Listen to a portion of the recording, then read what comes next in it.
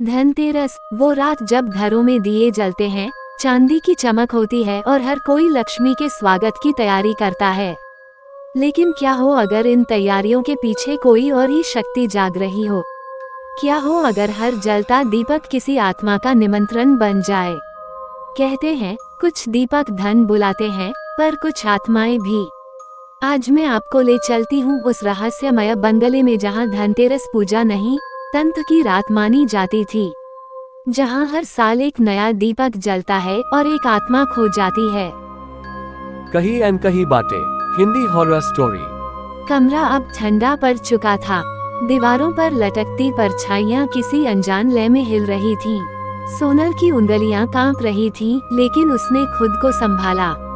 उसने धीरे से कहा, ये सब मेरा वहम है, बस हवा से दिया बुझा होगा।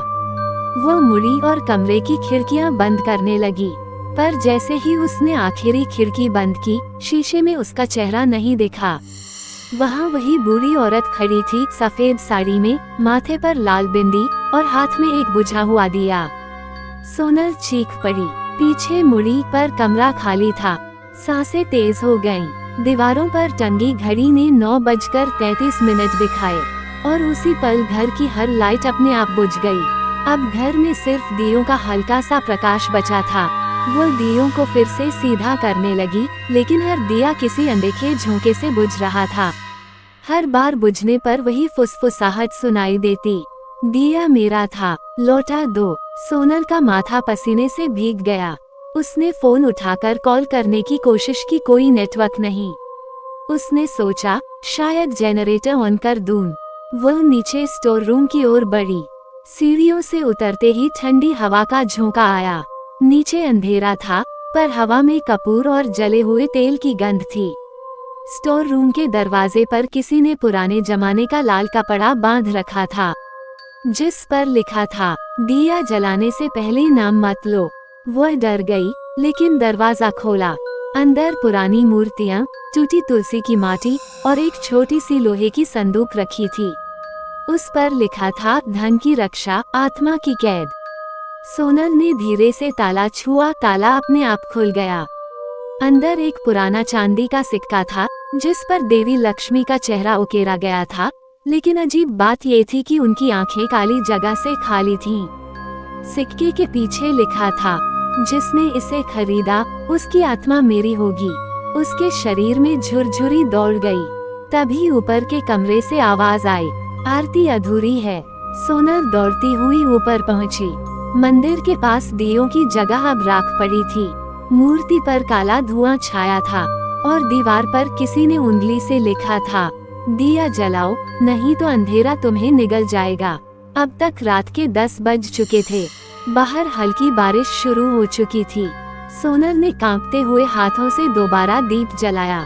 इस बार उसने मन ही मन बोला, लक्ष्मी देवी, अगर आप हैं तो कृपा करें, मैं कुछ गलत नहीं कर रही। लेकिन तभी उसके पीछे से वही स्वर आया, अब समय बीत चुका है।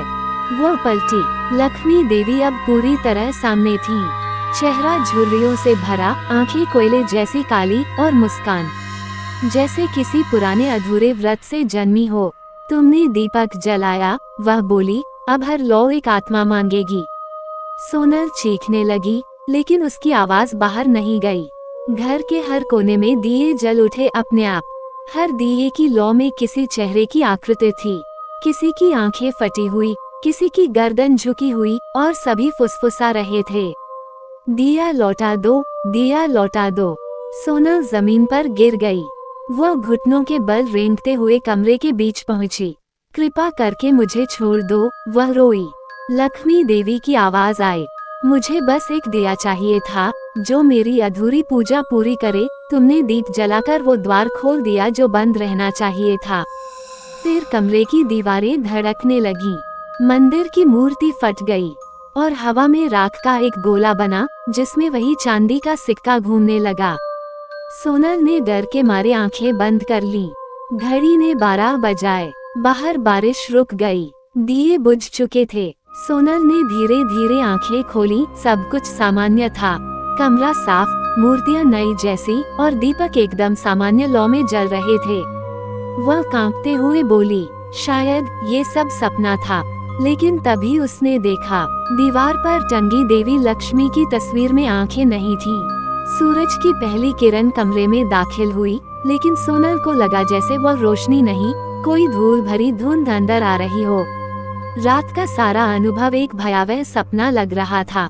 उसने खुद से कहा, ग्रेटर देन, शायद थकावट के कारण मुझे भ्रम हुआ।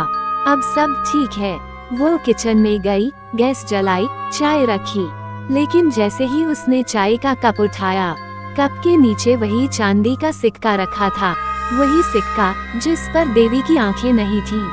सोनल ने कप गिरा दिया। गरम चाय जमीन पर फैल गई और उसकी भाप से धीरे धीरे अक्षर बनने लगे। दिया बुझा मत देना। उसके रोंगटे खड़े हो गए। उसी समय दरवाजे पर दस्तक हुई। सोनल ने दरवाजा खोला। सामने एक बूढ़ा पंडित खड़ा था, जो पास के मंदिर से था। उसके चेहरे पर थकावट थी, लेकिन आंखें तेज थीं। बेटी, उसने कहा, क्या तुमने कल रात पूजा की थी? सोनल ने घबराकर सिर हिलाया। हाँ, पर कुछ अजीब हुआ। पंडित ने गहरी सांस ली। वो घर तुम्हारा नहीं है, वो लक्ष्मी देवी का अधूरा स्थान है। उन्होंने धनतेरस की रात एक तंत्र दीक्षा शुरू की थी, जिसमें दिया जलना आत्मा की डोर था, पर उनके मरने से वो डोर अधूरी रह गई। और जिसने भी उस रात दीपक जलाया, उसने उस डोर को फिर छेड़ दिया। सोनल के पैर सुन्न हो गए।